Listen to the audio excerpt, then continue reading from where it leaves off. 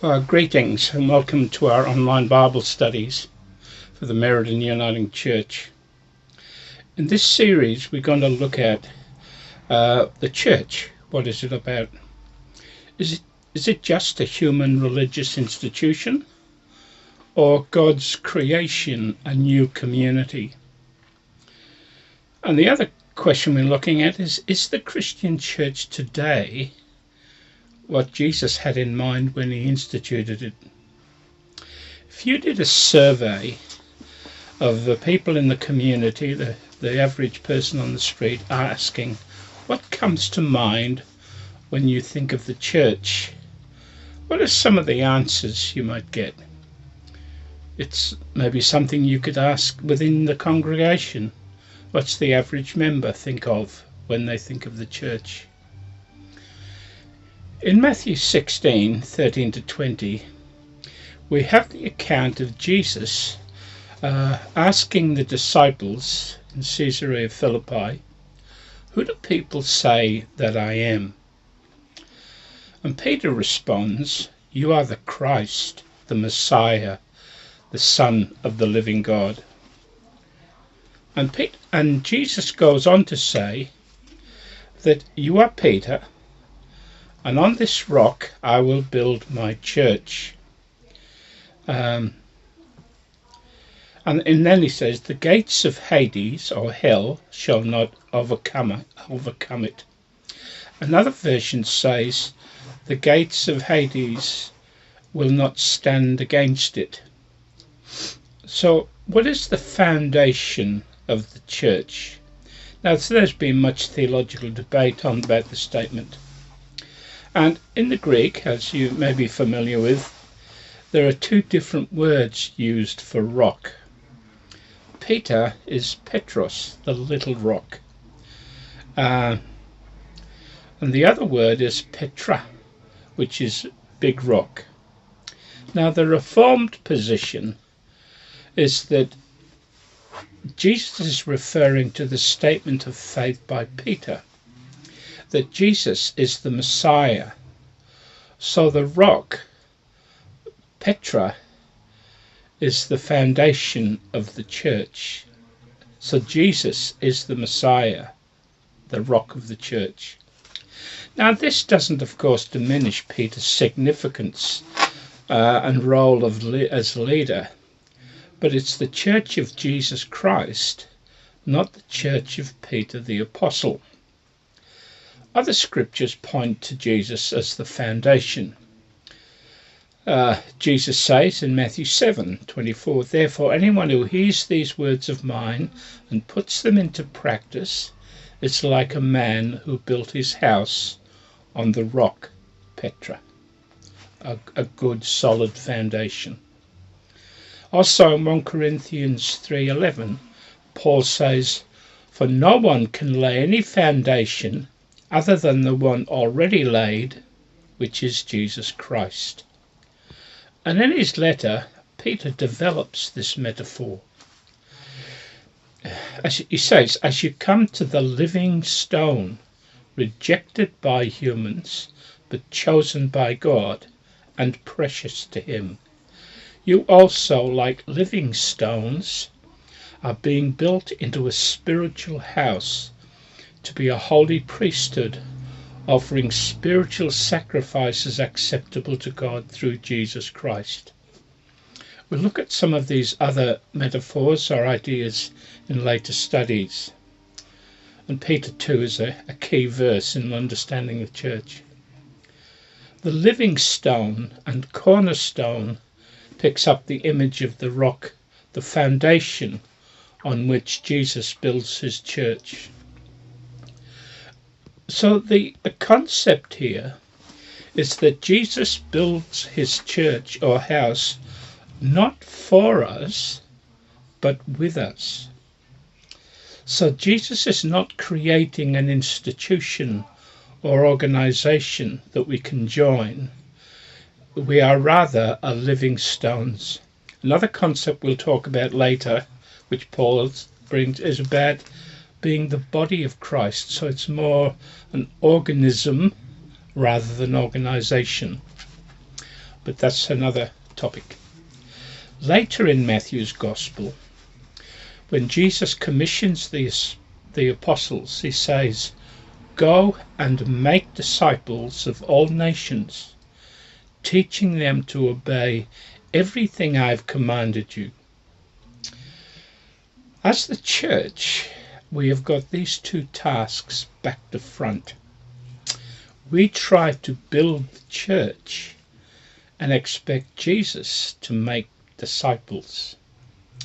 Mike Breen, in his book Building a Discipling Culture, says, "Here's the thing that can be difficult to wrap your minds around. If you make disciples, you always get a church.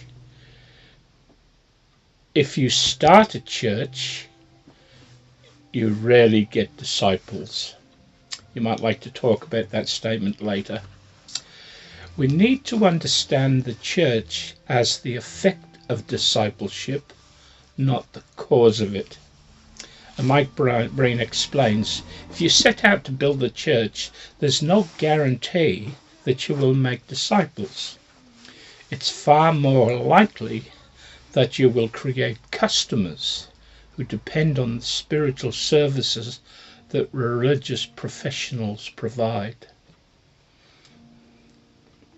The other significant thing that Jesus says about the church in Matthew 16 is, "I will build my church, and the gates of Hades will not overcome it." Now, there's a couple of ways to read this. Some versions say, not even the powers of death can conquer his or Jesus' community. All devouring Hades will never consume and destroy the people of God. There's another way of reading this. There is a defensive dynamic here, but also an offensive element as well. At the gates of Hades, hell will not prevail against it. So here's a word. Hades is a word for the place of the dead. Some versions use the word hell. Now, one of the ways I have looked at this is, as Christians storming the gates of hell, and the gates of hell can't withstand the attack of the Church of Jesus Christ.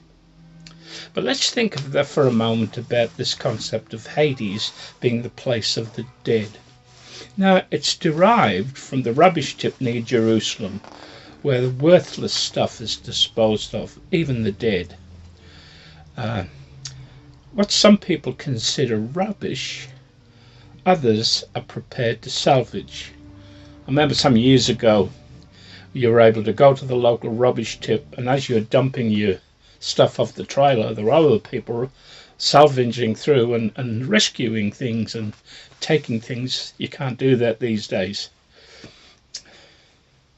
But God saves us. He salvages us from the spiritual rubbish tip. And in the resurrection, Jesus bursts into hell to release captives and bring them deliverance. The picture here is of the Christian church, as I said, storming the gates of hell to rescue souls. So why did Jesus establish the church?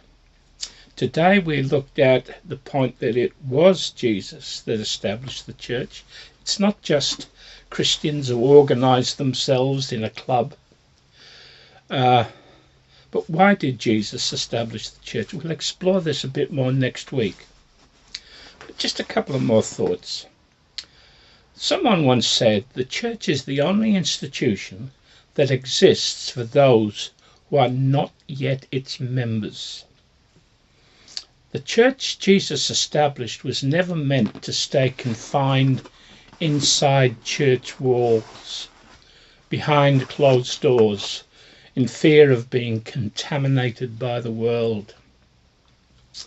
I love the statement by William Booth, the founder of the Salvation Army. He says, The church exists for nothing else but to draw people into Christ. Some wish to live within the sound of church bells. I wish to run a rescue mission within a yard of the gates of hell. A very significant phrase. I remember John Wimber saying many years ago, he said, God will never let his church die, but he may let your church die. The question implies, or the question raises the thought, is it my church, our church, or Jesus' church? Well, thank you for tuning in and listening. I trust it will be helpful. In a moment, we'll have some questions for you to discuss. But may God bless you as you learn more about Christ's church and particularly your place in it. Here are the questions for discussion, and hopefully we'll have them on a PowerPoint on the screen for you. The question, if you did a survey of people in the community asking, what comes to mind when they think of the church? What are some of the answers you might get? And the second question, what's your response to Mike Breen's statement that if you make disciples, you will always get a church, but if you just start a church, you rarely get disciples? And thirdly, Jesus said in Matthew 16, I will build my church, and the gates of Hades, or the gates of hell, will not come against it. And the gates of Hades will not prevail against it. How do you respond to these two ways of reading this verse? Which one can you relate to? And also, what do you think of William Booth's statement? The church exists for nothing else but to draw people into Christ.